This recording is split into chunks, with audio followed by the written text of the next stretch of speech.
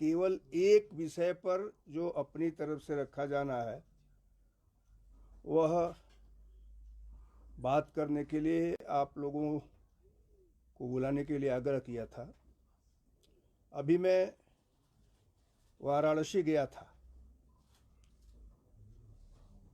और वाराणसी में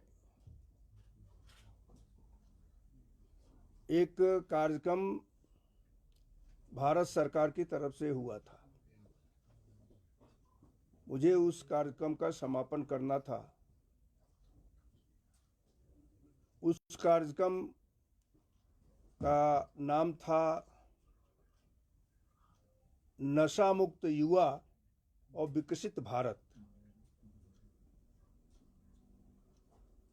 यहाँ पर कुछ दिन पूर्व मनसुख मांडविया जी, जो लेबर के मिनिस्टर भी हैं, आए थे। अपने बोर्ड की बैठक उन्होंने 2 दिन की यहाँ की थी और फिर दूसरे दिन राजभवन आए थे। तो हमको काशी के इस कार्यक्रम का निमंत्रण दे करके गए थे। उन्होंने कहा था कि किस समय आपको रहना है वो मैं बताऊंगा।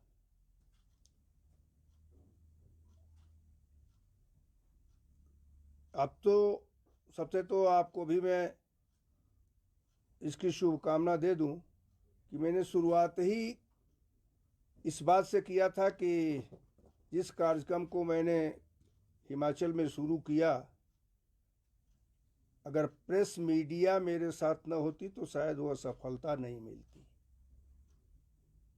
और इस नाते काशी के मीडिया को भी मैं कहना चाहूँगा कि इस कार्यक्रम को जैसे हिमाचल की मीडिया ने आगे बढ़कर के लिया था वैसे ले।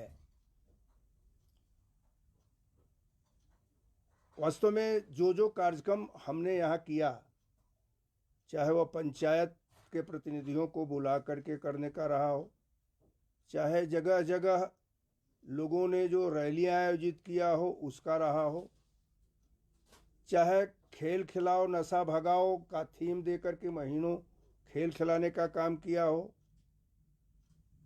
चाहे अब हर विश्वविद्यालयों में लगभग ये हो गया है कि फॉर्म जो उनके एडमिशन के हो रहे हैं उसमें उन लोगों ने एक पंक्ति डाल दिया है कि नशा करता हुआ अगर मैं पकड़ा जाऊंगा तो मुझे विश्वविद्यालय प्रशासन या महाविद्यालय प्रशासन अपने स्तर से कोई भी कार्रवाई कर सकता है, निकाल भी सकता है। आज उसमें सबसे पहले तो यही रहा कि मतलब जिस प्रकार से इस कार्यक्रम को मीडिया ने उठाया, उसके उठाने का परिणाम था कि पूरा हिमाचल आज, मैं ये नहीं कह सकता हूं कि एकदम आंदोलित हो गया है, लेकिन जो लोग घर में बैठे हुए थे, अपने बच्चों के बीच में नशा करते हुए देखते थे, नहीं कुछ कहते थे, आज वो कहने लगे हैं। आज पुलिस प्रशासन को सूचनाएं भी मिलने लगी हैं पंचायतों से कि कौन ये कर रहा है, कौन इस प्रकार का सप्लाई कर रहा है। उनके भी केसेस बढ़ रहे हैं। तो आज उसी को दृष्टि के रखते हुए कि वहाँ एक वो जो प्रस्ताव हुआ उसका नाम दिया गया काशी संकल्प कर करके इस पूरे थीम को दिया गया, जिसको माननीय प्रधानमंत्री जी का 4 मिनट का वीडियो भी दिखाया गया। माननीय प्रधानमंत्री जी ने नशे को छुड़ाने के लिए युवाओं को पूरी तौर पर कैसे ठीक किया जाए, हमने पूरी आंकड़ा दिया था कि देश का आबादी का 63% युवा है और इस 63% युवा में 35 वर्ष तक की जो आयु के लोग हैं वो लगभग 38% हैं। तो इनको संभालने के लिए आवश्यक है कि कार्यक्रम हो। तो मनसुख मांडविया जी का जो विभाग है युवा कल्याण का, उसके माध्यम से माय भारत, माय इंडिया, इसके आधार पर वह हिमाचल के द्वारा किए जा रहे कार्यक्रमों को भी अपनी सूची में सम्मिलित कर रहे हैं। और उन्होंने ये कहा कि अब हम भी इस स्तर पर ले जा करके पूरे भारतवर्ष में अपने विभाग के द्वारा इसको ले जाएंगे और निश्चित रूप से हमको प्रधानमंत्री का जो यह संकल्प है कि नशा मुक्त भारत, उसमें हम सहयोगी रहेंगे। मुझे लगता है कि जिस प्रकार से हमने एक ये किया, जैसे ये पुस्तक आई, इस पुस्तक को हम अपने कार्यक्रमों को जो किए उसको दृष्टि में रखते हुए कि प्रधानमंत्री की प्रेरणा, राज्यपाल का संकल्प, हिमाचल प्रदेश नशा मुक्त, ये करके मैंने अन्य राज्यपालों को भी भेजने का काम किया है,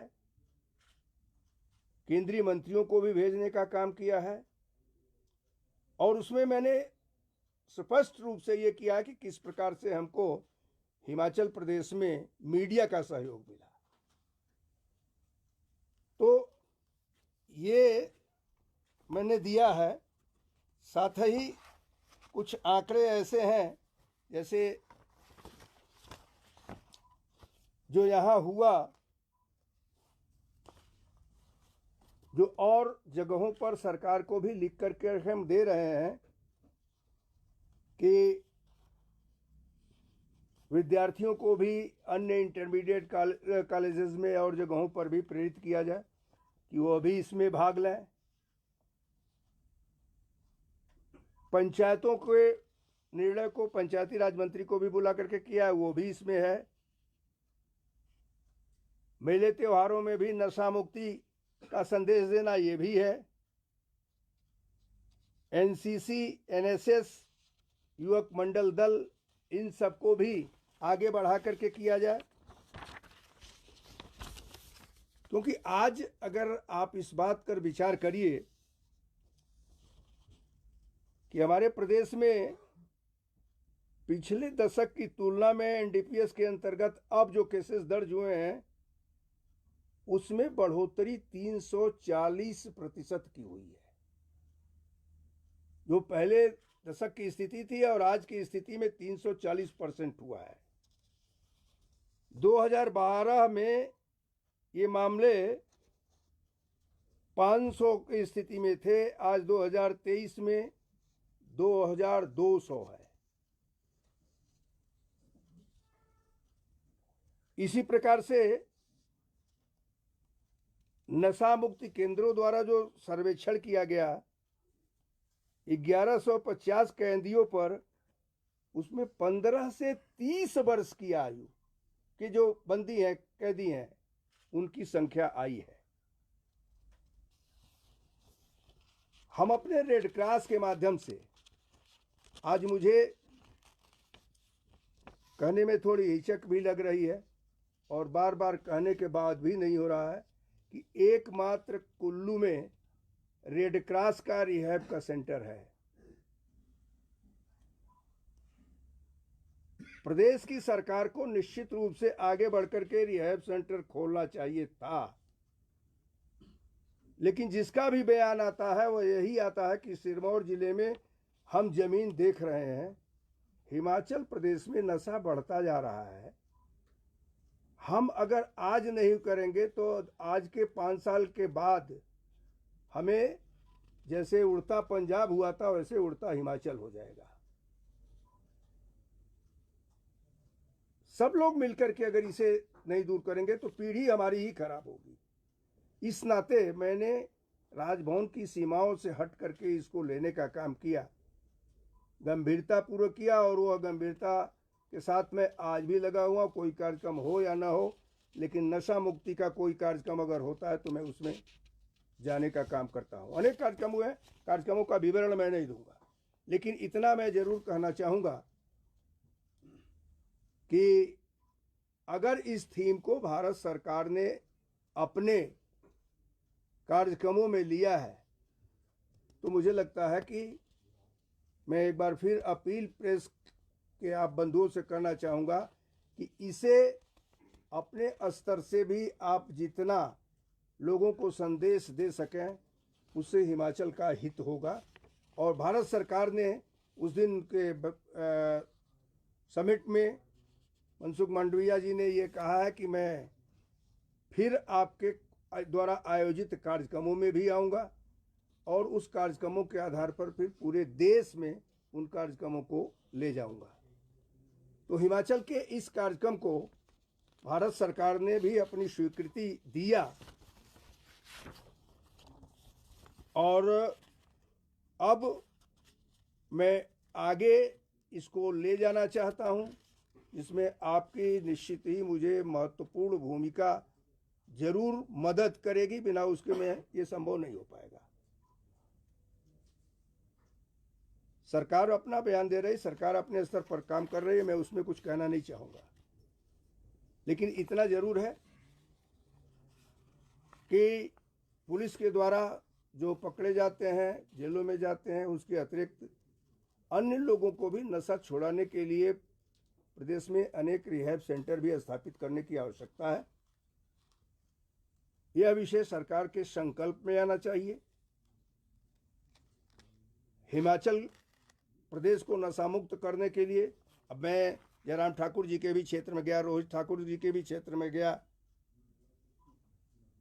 सबसे पहले मैं उप मुख्यमंत्री मुकेश जी के भी क्षेत्र में गया।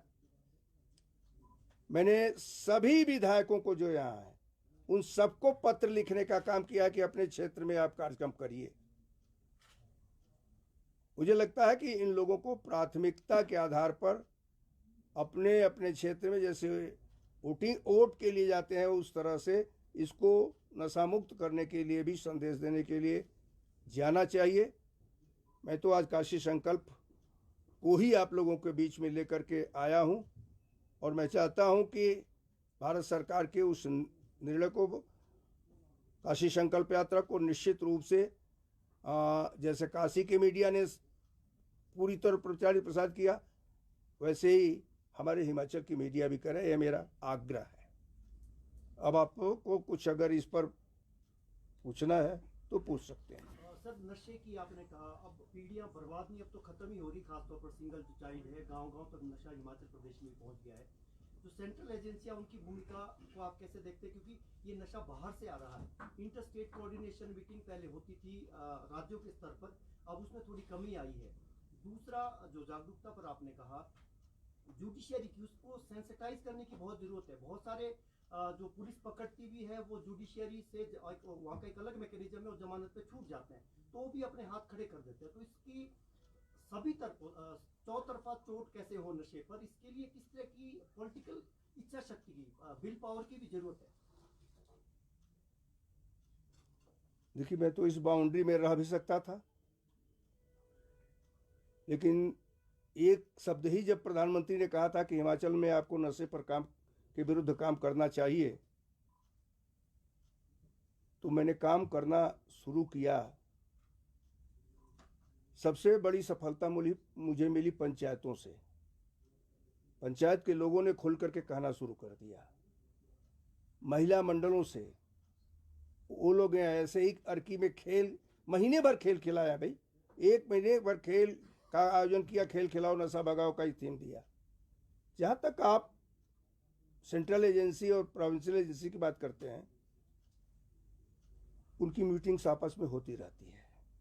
मैंने इस पर डीजीपी और लोगों से भी बात किया है और इसको पूछा भी है, तो उन्होंने भी इस बात को कहा कि नहीं, ये हो रही है, और जब हो रही है तो उनकी बातों को नकारने का कोई मतलब मुझे नहीं है। जहाँ तक जुडिशरी की बात है, तो एक्ट ऐसा है कि उस एक्ट के आधार पर 2 ग्राम या इस पर लोग छूट जाते हैं।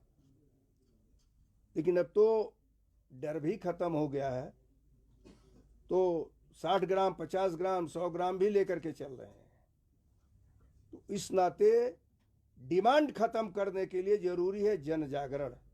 सरकार को भी चाहिए कि जन जागरण का वो करे। अगर पंजाब की सरकार अब जाग करके इस पर काम कर रही है, तो हिमाचल की सरकार को भी जागना चाहिए। सर, हिमाचल गवर्नमेंट पिछले 20 साल से लगातार घोषणा कर रही है कि प्रदेश में रिहैब सेंटर खोलेंगे और खुला कोई नहीं है। आप खुद मान रहे हैं इस बात को, तो क्या संवैधानिक मुखिया के नाते आप सरकार से रिपोर्ट मांगेंगे कि क्यों नहीं खुल रहे रिहैब सेंटर? मैंने इस संदर्भ में सरकार को पत्र भी लिखा है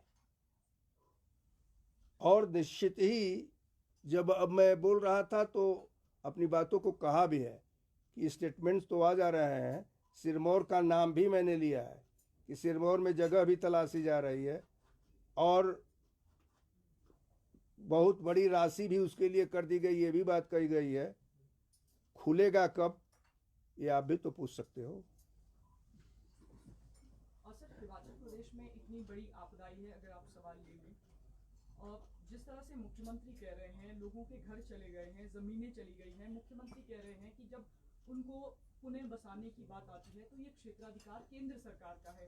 तो क्या आप केंद्र सरकार से भी मांग करेंगे कि हिमाचल प्रदेश में जो आपदा प्रभावित हैं, जिनकी जमीनें गई हैं, उनको पुनः बसाया जाए?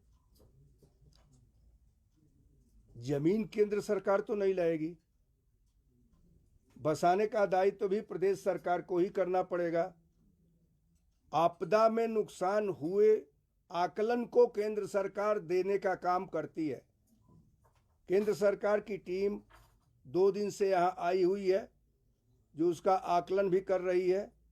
अभी आज ही मैंने अखबार में ये देखा है कि यहाँ के वरिष्ठ नेता, हमारे स्वास्थ्य मंत्री जो भारत सरकार में हैं, वो नितिन गडकरी के यहाँ जा कर करके हिमाचल के लिए अतिरिक्त सहायता की मांग की है। इसको समाचार पत्रों में ही मैंने आज देखा है, फोटो भी देखा है। तो मुझे लगता है कि केंद्र सरकार से यहाँ के नेता भी जो भारत सरकार में भी वो भी मांग कर रहे हैं। एक दिन मैंने वक्तव्य जयराम ठाकुर जी का भी देखा था जिसमें उन्होंने कहा था कि हम केंद्र सरकार से मांग करेंगे। 1000 करोड़ रुपए के नुकसान की बात उन्होंने भी स्वीकारी है। मुख्यमंत्री जी भी गए थे वहां पर, अन्य मंत्रियों के साथ गृह मंत्री जी को भी मिले थे और उसी मिलने के परिणाम स्वरूप गृह मंत्री ने उनसे इस बात को कहा था कि मैं शीघ्र ही टीम भेजूंगा और उन्होंने टीम भेज भी दिया। तो ये सब आकलन हो रहा है। जमीन पर बसाने का काम, देने का काम ये प्रदेश की सरकार करती है, ये भारत सरकार नहीं करती है। राज्यपाल जी आपने भी देखा और पढ़ा होगा, जिस पुलिस ने नशे पर प्रहार करना है, पिछले कुछ महीनों से पुलिस के अधिकारी ही आपस में उलझ रहे हैं। पिछले कल की ही बात करें, 2 महीने डीजीपी को रिटायर हुए हो गए हैं, सरकार अभी तक यूपीएससी को पैनल नहीं भेज पाई है। क्या आपको लगता है कानून व्यवस्था को लेकर प्रदेश की सरकार गंभीर नहीं है जितनी होनी चाहिए? नहीं, मैं ये नहीं कह सकता हूं कि सरकार गंभीर नहीं है, लेकिन सरकार को इस पर त्वरित कार्रवाई करनी चाहिए। सर, मेरा सवाल है कि हिमाचल में बेरोजगारी है, तो आप उस काफी बेरोजगारी, इसको आप कितना मानते हैं कि शुरुआती ये जो नशा बढ़ रहा है समाज में, और आप इसके बारे में इसको खत्म करने के लिए या इसका कोई व्यवस्था के लिए सरकार को रिकमेंडेशन देंगे? नहीं, ये रिकमेंडेशन देने का काम राज्यपाल का नहीं होता है। सरकार अगर इस प्रकार के कोई प्रस्ताव लाती है, विधानसभा में लाती है, तो निश्चित रूप से मैं उसको स्वीकृत करने के लिए तैयार हूं।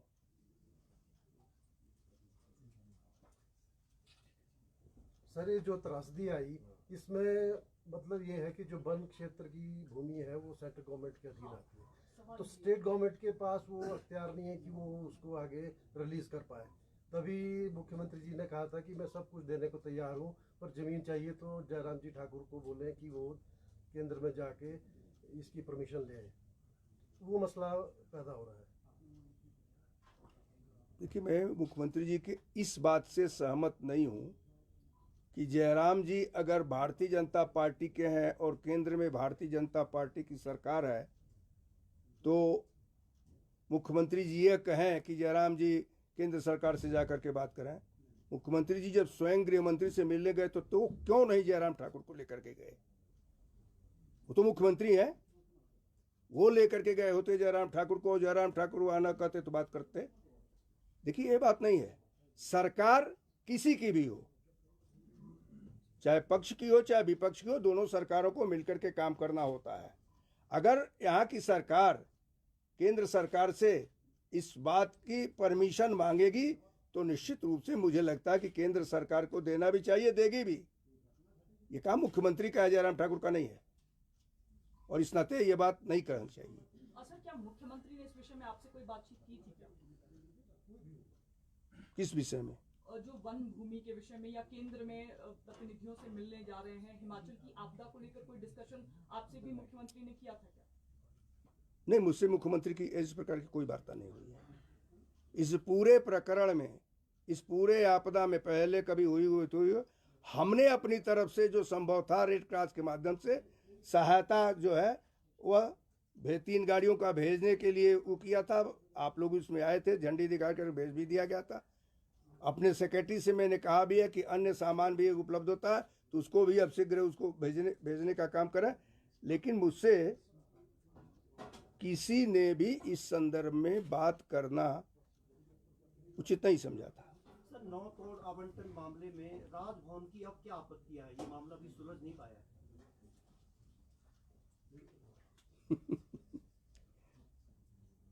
नौतोड़ अब कोई विषय नहीं रह गया है। अब तो उन लोगों ने अलग उसमें से निकाल लिया है देने के लिए, तो दें, उसको हम रोकने वाले थोड़े हैं। उनको जैसे चाहिए जमीनों का आवंटन उन्होंने अपने स्तर पर निकालने का काम किया है, वो दें। नौतोड़ का विषय जो हमने मांगा था, संख्या केवल मांगी थी, कुछ और नहीं मांगी थी, संख्या मांगी थी, और वास्तविक संख्या आज तक नहीं आई। सर, हिमाचल में चिट्टे के मामले बढ़ रहे हैं और कई ऐसे चिट्टा तस्कर हैं जो पहले पकड़े गए, पुलिस ने पकड़े, 4-5 बार पकड़ लिया, फिर वो बाहर निकल रहे हैं बेल पे। क्या आपको नहीं लगता सर, जो NDPS एक्ट है थोड़ा उसमें अमेंडमेंट होना चाहिए? ये मामला उठा था विधानसभा में और केंद्र सरकार से, गृह मंत्रालय से मांग की थी कि कुछ चेंजेस जो है वो होने चाहिए। जो लॉज हैं, पुराने लॉज, जो चिट्टा तस्कर बाहर निकल रहे हैं, वो दूसरे जो युवा है जो उनके उसमें है, वो ये कह रहे हैं कि कुछ नहीं होता है, हम भी बाहर आ गए हैं, आप चिट्टा ले लो। तो ऐसे मामले आ रहे हैं हिमाचल में। जो चिट्टा बेचते हैं वो ये कह रहे हैं युवाओं को, जो जिन्होंने मीडिया से बातचीत भी की, कुछ युवाओं ने, उन्होंने कहा कि ऐसा बोलते हैं कि कुछ नहीं होता है, थोड़े दिन अंदर जाते हैं फिर बाहर निकल आते हैं। तो लॉ थोड़ा सा लगता नहीं सर कमजोर है? भाई देखिए, सेंट्रल गवर्नमेंट का कोई लॉ बनता तो किसी एक प्रदेश को लेकर के नहीं बनता है, वह पूरे देश के लिए बनता है। ऐसी स्थिति में प्रदेश सरकार को अपनी मजबूती जब सिद्ध कर देगी तो ये सब कुछ अपने आप नहीं होगा। लेकिन कुल मिलाकर के ये कहना कि केंद्र सरकार का काम है, तो यहाँ से प्रस्ताव भी जाते हैं, विधानसभा से पास करा करके ही जाते हैं, तो उसको भेजना चाहिए, उसको भेजें। लेकिन फिर भी मैं इस बात को कह रहा हूँ कि लॉ किसी एक प्रदेश को देख करके नहीं बनता है, लॉ बनता है पूरे देश को देख।